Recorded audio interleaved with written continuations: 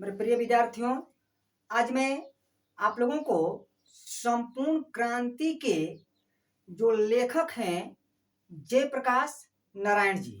तो आज मैं आप लोगों को जयप्रकाश नारायण जी का जीवनीय चरित्र बताने वाला हूँ।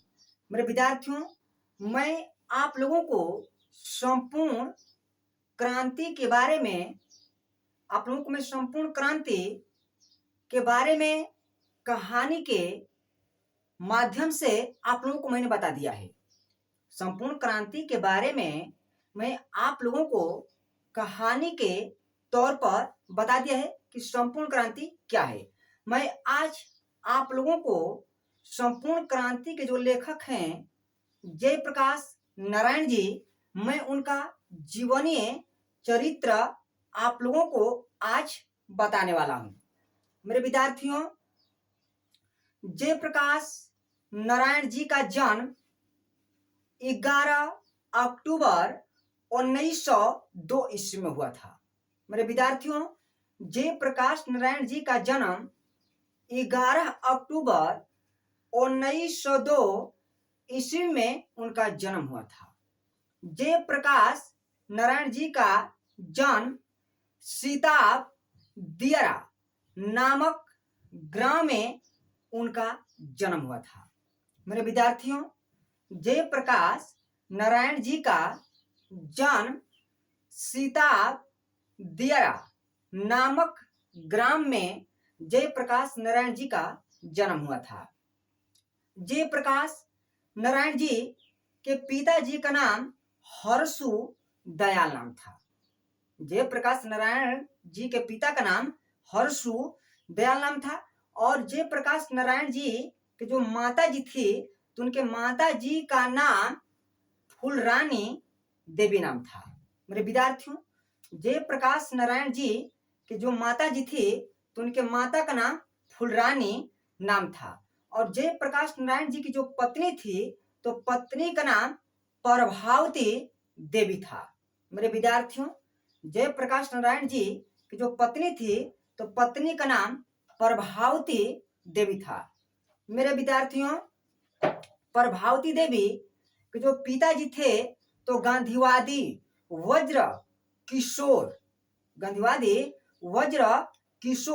प्रसाद जी थे। वज्र किशोर प्रसाद जी की जो पुत्री थी जिसका नाम था प्रभावती देवी। मेरे विद्यार्थियों, जयप्रकाश नारायण जी के बचपन का नाम बाउल था। जब जयप्रकाश नारायण जी अभी छोटे थे तो उनको सब बाउल कहकर पुकारते थे। जैसे जैसे जयप्रकाश नारायण जी बड़े होते चले गए तो उनका नाम जेपी जी रख दिया गया और जेपी जी से वे लोग नायक बन गए। मेरे विद्यार्थियों, जब जेपी जी बड़े हो गए, ठीक जब बचपन का नाम उनका बाउल था, जब जैसे से बड़े हो गए तो सब लोग उनको जेपी जी कहने लगे और जेपी जी से वे लोग नायक के नाम से प्रसिद्ध हो गए। मेरे विद्यार्थियों, जेपी जी का निधन 8 अक्टूबर 1979 8 अक्टूबर 1979 में जेपी जी का निधन हुआ था। मेरे विद्यार्थियों, जेपी जी ने अपने जीवन में जो संपूर्ण क्रांति का जो नेतृत्व कर रहे थे, जिसे हम छात्र आंदोलन के नाम से भी इसे जानते हैं, कि जो 5 जून 1974 में पटना गांधी मैदान में छात्र आंदोलन का नेतृत्व किया जा रहा था जेपी जी के द्वारा। मेरे विद्यार्थियों, कहा जाता है कि जेपी जी अपने जीवन काल में बहुत सारे बार जेल में गए। उन्होंने जब सविनय अवज्ञा आंदोलन जब स्टार्ट किया जा रहा था तो उस समय 1932 में जेल गए, 1943 में भी जेल गए थे, 1939 में भी जेल गए थे और 1965 के आपातकाल में भी वो जेल गए थे। इतना नहीं मेरे विद्यार्थियों, जब महात्मा गांधी जी ने 8 अगस्त 1942 में जब भारत छोड़ो आंदोलन का जब नेतृत्व कर रहे थे मुंबई अधिवेशन में, तो उस समय कहा जाता है कि जेपी जी जेल में थे। तो कौन जेल में थे? तो हजारीबाग सेंट्रल जेल का नाम आप लोग सुने होंगे। तो हजारीबाग सेंट्रल जेल में उनको बंद कर दिया गया था, उनको कैद कर दिया गया था। बट क्या हुआ कि उन्होंने क्या किया, जेपी जी कि जो हजारीबाग सेंट्रल जेल में वे बंद थे, तो जेल के दीवारों को उन्होंने फांद कर वहां से वे 9-11 हो गए, भाग गए थे। और उन्होंने भाग गए थे और भागने के बाद क्या हुआ मेरे विद्यार्थियों, उन्होंने पूर्ण रूप से छात्र आंदोलन शुरू किया 5 जून 1974 में, जिसे बोलते हैं संपूर्ण क्रांति को उन्होंने नारा दिया। मेरे विद्यार्थियों 1965 में जयप्रकाश नारायण जी को समाज सेवक मैक्सेस पुरस्कार से उन्हें सम्मानित किया गया।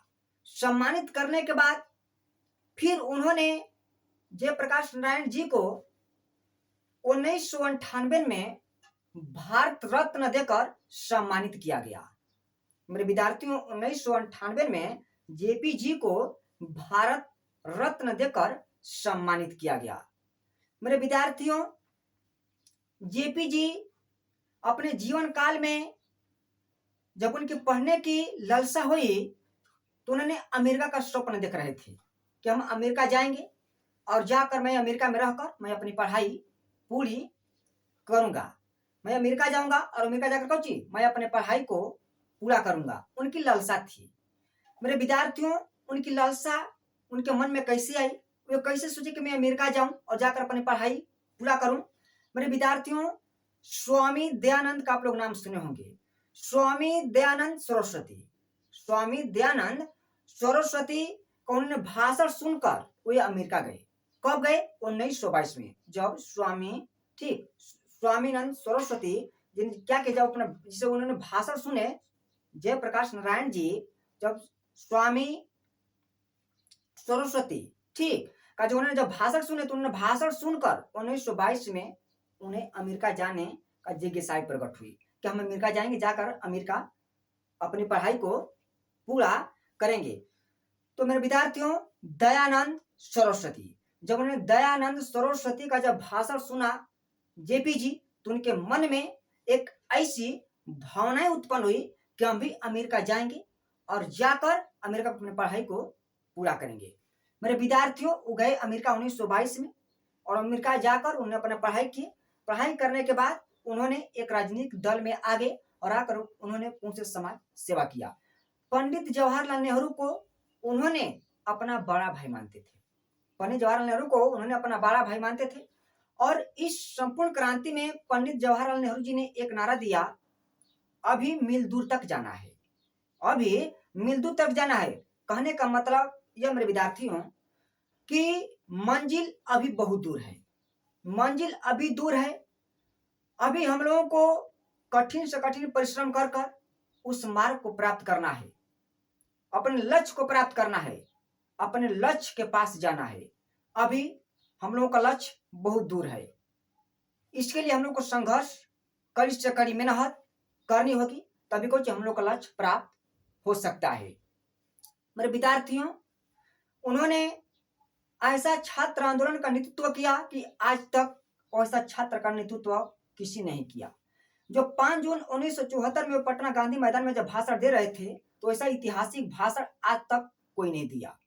और उनके भाषण सुनने के लिए जितना सब आदमी पब्लिक एकत्रित थे उतना आज तक किसी का भाषण सुनने के लिए पब्लिक वहां पर एकत्रित नहीं हुई।